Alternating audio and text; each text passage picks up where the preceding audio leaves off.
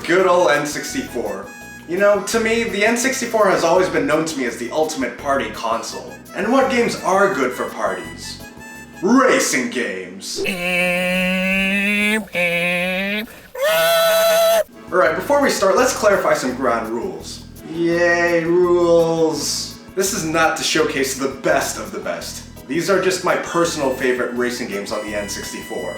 But even though I'm saying this, you're probably not gonna listen to me as usual. But hey, you know what?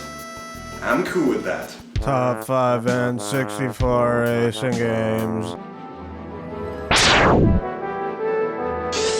Let's start off with Star Wars Episode 1 Racer, based off the movie with the same name. Chances are, if this game wasn't associated with a movie like this, I probably wouldn't have played it. But since I was a kid that actually liked the movie at the time and didn't know any better, I enjoyed playing the game in order to mirror those epic pod racing moments. Now, as time has obviously passed, I think we can all agree here that the Star Wars prequels themselves weren't all that great. And if you don't, for shame. But just to be safe, I've conducted a survey on Twitter. Let's see what people think. Jar Jar is one of the greatest characters of our time.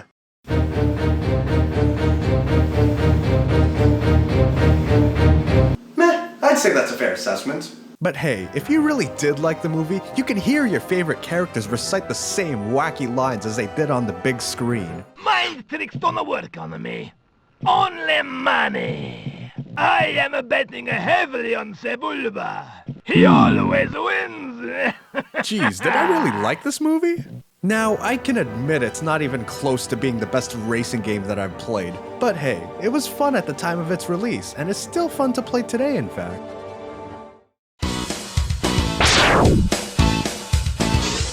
Oh yeah, F-Zero X. Now this game is awesome. In fact, it's so awesome that it's awesome.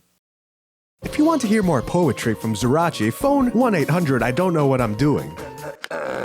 Admittedly, I never really got into the first F-Zero game that was on the Super Nintendo, mostly because I sucked at it. But even after moving on to F-Zero X, I still sucked at it, but I sucked less. Trust me on this one, it's a huge difference. I just really enjoy how big this game is, in terms of how many players you can race against. Things can get pretty chaotic, and I love how the rock and soundtrack accentuates that too. The sense of urgency this game has because you can blow up or fall off the course just makes it even more exciting for me. So I think it's safe to say that I quite dig this game. Heck, just looking at this game gets me so pumped up that I feel like fighting a bear.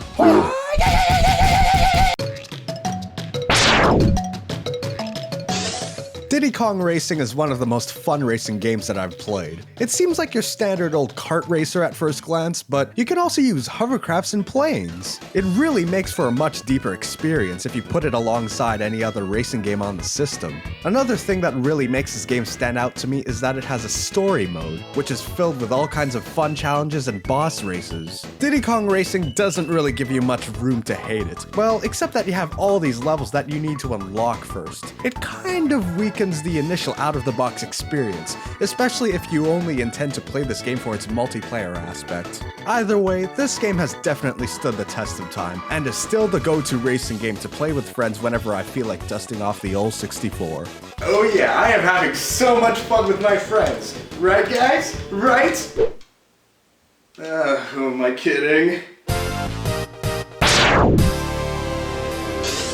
Wave Race 64 is actually the first racing game that I've played on the Nintendo 64. In fact, it was actually the second game that I've ever played on the system after Super Mario 64. So yeah, you could say that I have some nostalgic ties to it. But you know what? This game's awesomeness hasn't faded over time for me, because every time I boot up the game and greet myself for the intro, I just can't help but get excited. Wave Race is lots of fun. Wave Race 64 defines being better than the sum of its parts. I mean, this game doesn't really have any memorable characters, and jet ski racing is one of the last things that I would think of. Yet here I am, totally praising this game. It's just presented so well with its colorful environments and catchy music, and it controls well as well. But not in a well. Heck, you can even do super sick stunts in this game. You can rack up points in the stunt mode the game provides for you, or you could even show off a little while racing. But if you're gonna do that, at least take the time to prepare. I kind of got caught showboating in the middle of a race and paid for it. Whoops.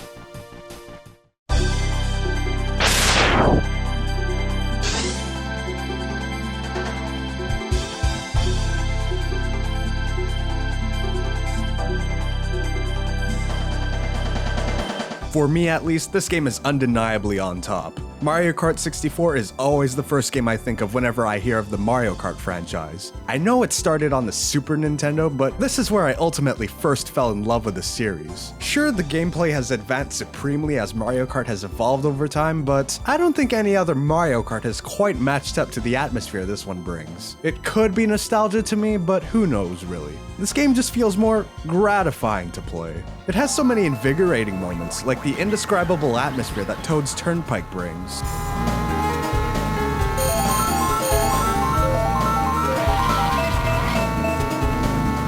And we can't also forget the colorful and euphoric feeling that Rainbow Road gives off.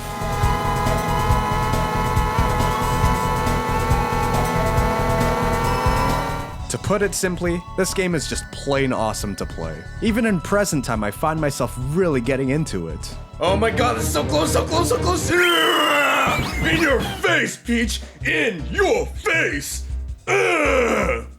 Yeah, maybe I overdid it just a little. Nah, who am I kidding? Yeah, I win, baby! Oh yeah!